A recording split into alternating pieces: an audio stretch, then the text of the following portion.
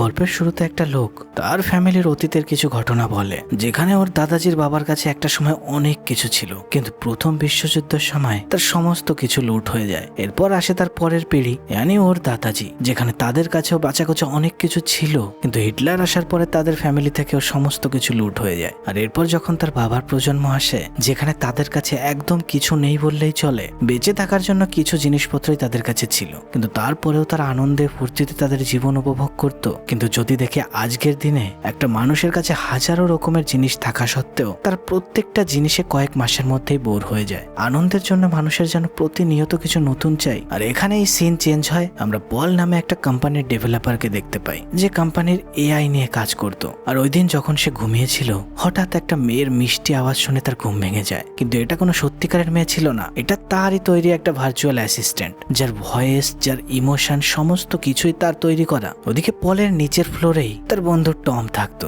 আর সে তার শুধু বন্ধুই না, তার বিজনেসের পার্টনারও। টম ঘুম থেকে উঠে খুব সুন্দরভাবে পরিপাটিভাবে সেজে সে যখন পলের রুমের সামনে এসে ডোর নক করে, সে বেশ অবাক হয়, কারণ তাদের আজ একটা ইম্পর্টেন্ট মিটিং একটা বড় কোম্পানির সঙ্গে। আর তার বন্ধু পল রেডি হওয়া তো দূরের কথা, সে বিছানায় এখনো তার ভার্চুয়াল অ্যাসিস্ট্যান্ট আর মোবাইল নিয়ে ব্যস্ত। ও নিজে থেকে তো কিছুই করবে না, এইভাবে সেই তার বন্ধুকে নিজে দায়িত্বে জামা কাপড় খুঁজে তাকে পরিয়ে ব্রাশ করিয়ে তারপর অনেক জুতোর মধ্যে থেকে একটা জুতো বেছে তাকে বলে তাড়াতাড়ি পরে নিতে, কারণ অলরেডি তাদের অনেক দেরি হয়ে গেছে। আর এরপর তারা দুজনেই তাড়াহুড়ো করে গাড়িতে বসে অফিসের দিকে রওনা হয়। আর যখন তারা সেখানে পৌঁছায়, তারা দেখতে পায় এতক্ষণে তারা নিজেদের স্পেশাল মনে করছিল, কারণ তারা ভেবেছিল হয়তো যে কোম্পানির সঙ্গে মিটিং সেখানে হয়তো তারাই জিনিয়াস, কিন্তু এখানে তো তাদের মতো আরো 100-200 লোক বসে আছে যারা সবাই নিজেকে জিনিয়াস মনে করত। কিন্তু এরপরেও একে একে সবার ইন্টারভিউ হওয়ার পর যখন টম আর পলের বাড়ি আসে, তারা যেন তেন প্রকারে কোম্পানির ফাউন্ডার ডেভিডকে ইমপ্রেস করতে সক্ষম হয়। কিন্তু বাইরে এসে দুজনের মধ্যে বেশ ঝগড়া হয়, কারণ টম পলকে কিছু না বলেই প্রেজেন্টেশনে বেশ কিছু চেঞ্জ করেছিল। কিন্তু যাই হোক, চেঞ্জের কারণে তাদের ঝগড়া হলেও যেহেতু তারা একটা বড় কোম্পানির সঙ্গে ডিল করতে সক্ষম হয়েছে, তাই ওই রাতে একটা নাইট ক্লাবে গিয়ে জমিয়ে তারা পার্টি করে। কিন্তু এর মধ্যেও নেশার ঘরে মাঝে মাঝে পল এখনো টমের উপর রাগ দেখাচ্ছিল সকালে ওই প্রেজেন্টেশনে তাকে কিছু না বলে চেঞ্জ করার জন্য। আর নেশার ঘরে এই রাগটা একটা সময় এত বেড়ে যায় যে ওই নাইট ক্লাবের মধ্যে সমস্ত লোকের সামনে দাঁড়িয়ে তার বন্ধু টমকে একটা চ্যালেঞ্জ করে আর তার একটা শর্ত দেয়, যেখানে নেক্সট 100 দিনের মধ্যে তারা একদম মিনিমাম জিনিস ইউজ করে বেঁচে থাকবে, আর যে যত কম জিনিস ইউজ করে সার্ভাইভ করতে পারবে শেষে তাকে উইনার ধরা হবে, আর যে হারবে তার প্রপার্টির অর্ধেকটা উইনারকে লিখে দিতে হবে। যাই হোক, পল চ্যালেঞ্জ তো করে দেয়, কিন্তু সকাল হতেই আমরা দেখতে পাই সে একদম ল্যাংটা অবস্থা একটা জায়গায় শুয়ে আছে। আর যখন ঘুম ভাঙে সে কিছুই বুঝতে পারে না সে এখানে কি করে আসলো। তখন টম তাকে কাল রাতের সমস্ত কিছু মনে করায়, আর আরো একবার এই লাইনটাও মনে করিয়ে দেয়,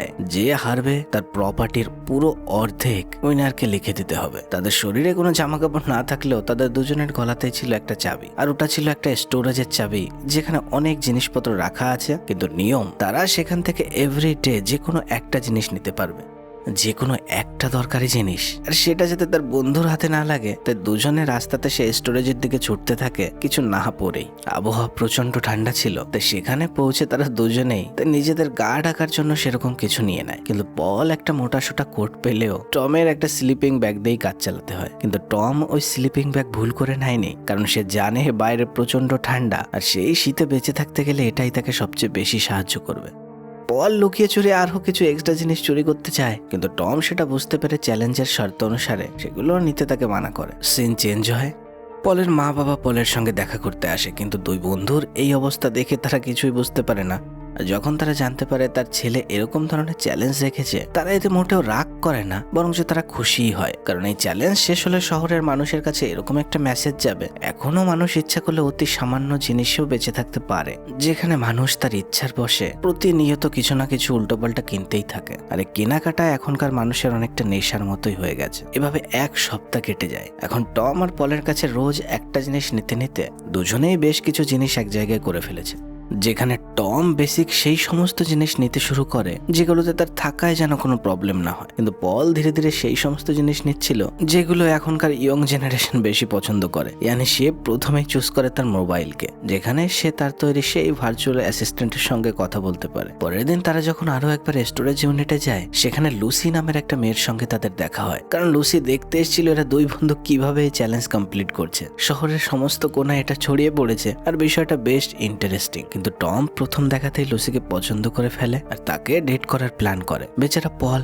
এখনো বুঝতেই পারছে না যে এই চ্যালেঞ্জ সে কিভাবে কমপ্লিট করবে আর কি চলছে এটা। আর ওদিকে টম এখন লুসিকে নিয়ে ব্যস্ত। প্রথম ডেট, তাই লুসিকে ইমপ্রেস করার জন্য সে জামা আর চশমা পরে নিলেও প্যান্ট সে পরতে পারে না, কারণ তার কাছে এখন প্যান্ট নেই। এখনো পর্যন্ত স্টোরেজ ইউনিট থেকে প্যান্ট নেয়নি। পরার মতো তার কাছে আছে বলতে এই জামাটা আর ওই স্লিপিং ব্যাগ। এমনকি ওই দিন ডিনারের সময় লুসিকে খুশি করার জন্য যে খাবার তৈরি করে সেটা জাস্ট আগুনে পোড়ানো মাত্র, কোনো নুন নেই, কোনো ঝাল নেই, কিছুই না, কারণ তার কাছে এখনো পর্যন্ত কোনো মশলা ছিলই না।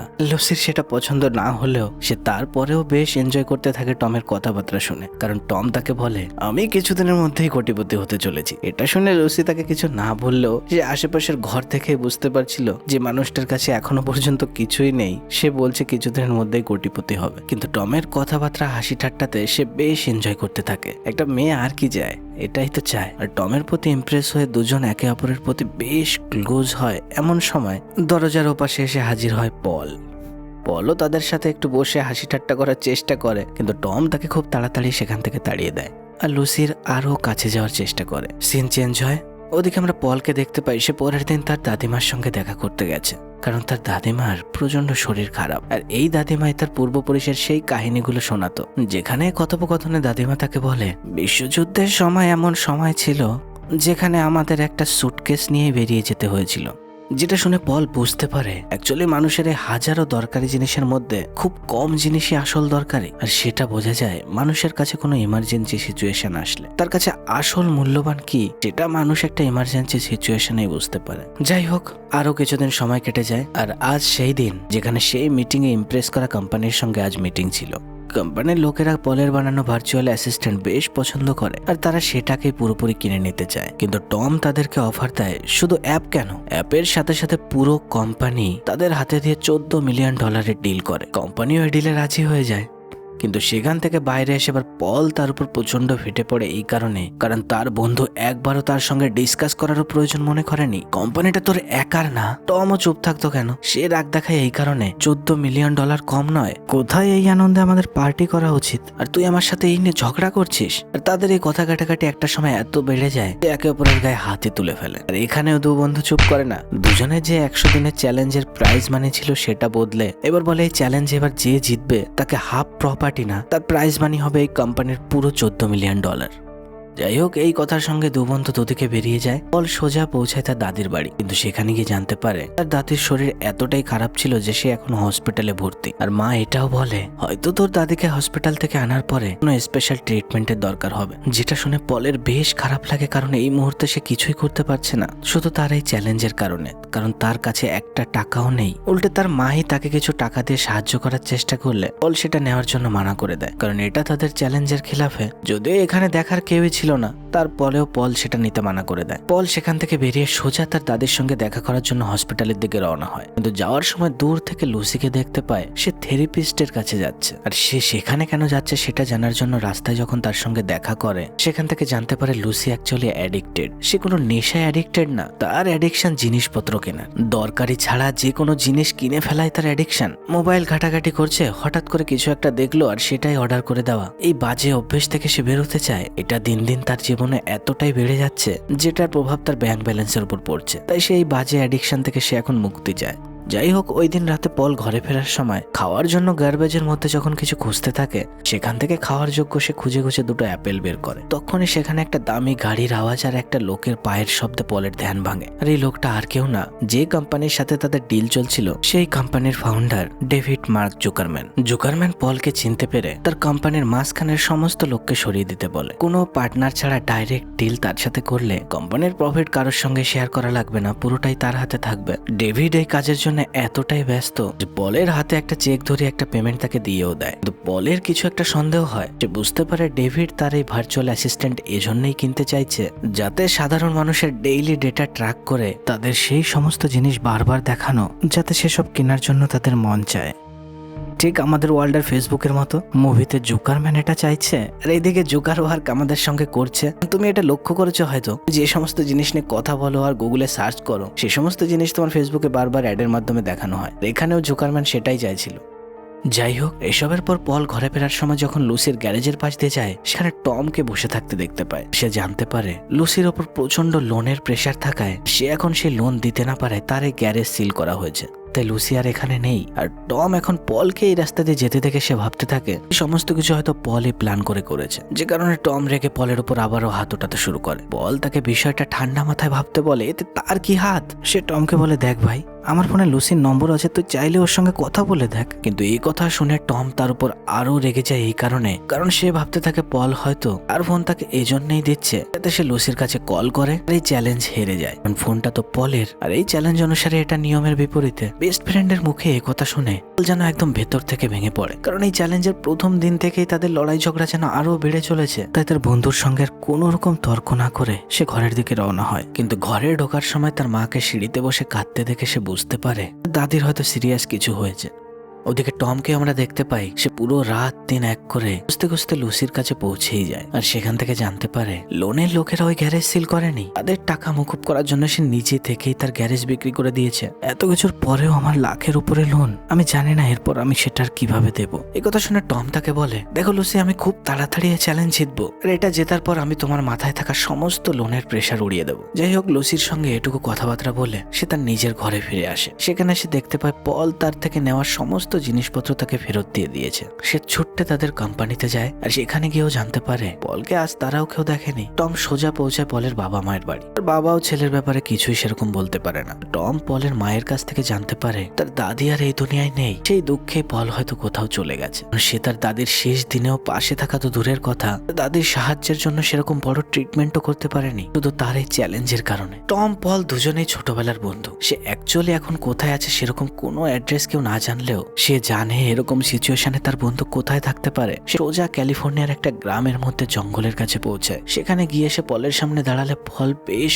অবাক হয়, কারণ ভাবতেও পারেনি তাকে খুঁজতে খুঁজতে কেউ এত দূরেও আসতে পারে। পল টমকে দেখে খুব একটা খুশি হয় না, আর টমও তাকে বেশ রাগ দেখাতে থাকে, কারণ তাকে কিছু না বলেই তার বন্ধু এভাবে চলে এসছে। দুজন এতদিন পরে এত দূরে দেখা করেছে, কোথায় তারা একটু শান্ত হয়ে বসবে, তারা সে আবারও পুরনো ঝগড়া নিয়ে কথাবার্তা শুরু করে। আর এতে শুরু হয় দুজনের মধ্যে আবারও কথা কাটাকাটি, আর সেটা নিয়ে মারামারি। পাশেই থাকা ছোট্ট ঝিলের জলে জল কাদায় মাখামাখি হয়ে একটা সময় দুজনেরই রাগ পড়ে যায়। তাদের দুজনেরই ভুল দুজনেই এবার স্বীকার করে ওই দিনটা তারা ওইখানে কাটিয়ে পরের দিন তারা আবারও পৌঁছায় শহর, যেখানে একটা ছোট্ট পার্টি রাখা হয়েছিল এই চ্যালেঞ্জ টমের জেতার খুশিতে। তো টম পার্টিতে এসে বলে, অনুসারে আমিও এই চ্যালেঞ্জ জিততে পারিনি, কারণ 100 দিন এখনো কমপ্লিট হয়নি, আর এই সমস্ত টাকা আমাদের দুজনের মধ্যেই সমান ভাগে ভাগ হবে।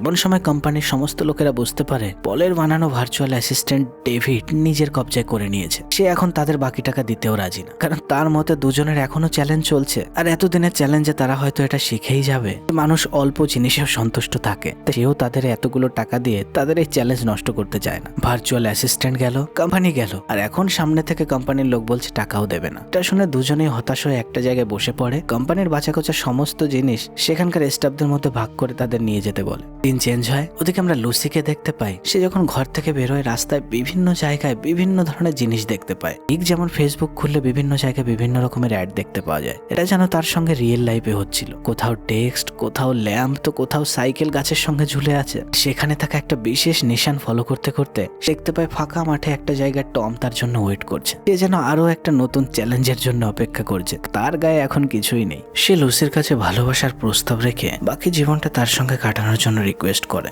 মেয়ের মাথায় লাখ টাকার লোন, দিকে ছেলের কাছে নেই কানা কড়ি। তারপরেও তাদের কাছে বাঁচাখোচা যা কিছু ছিল তার মধ্যে থেকে বাছাই করে সেরকম কয়েকটা জিনিস নিয়ে তারা তিনজন বেরিয়ে পড়ে তাদের লাইফ এনজয় করতে। এতদিনে তারাও বুঝে গেছিল মানুষ অতি যৎ সামান্য জিনিসেও খুশি থাকতে পারে। শহর থেকে অনেক দূরে একটা জায়গায় যখন তারা বসেছিল তখন পল একটু হেসে তার ভার্চুয়াল অ্যাসিস্ট্যান্টের ব্যাপারে বলে, জুকারম্যান ওই অ্যাসিস্ট্যান্টের খারাপ ব্যবহার বেশি সময় ধরে করতে পারবে না, কারণ ওই অ্যাসিস্ট্যান্ট আমি এমন ভাবে তৈরি করেছিলাম নিয়মিত মানুষকে কিছু কেনার জন্য অ্যাড দেখালেও একটা সময় নিজে থেকেই তাদেরকে বলে দেবে এই জিনিসটা তোমাকে জোর করে কেনানো হচ্ছে, আর তখন জোকারম্যানের পর্দাও পুরো পৃথিবীর সামনে ফাঁস হয়ে যাবে। আমার জোকারম্যানের উপর আগেই সন্দেহ হয়েছিল, তাই অ্যাসিস্ট্যান্ট আমি এরকম চেঞ্জ আগে থেকেই করে রেখেছিলাম।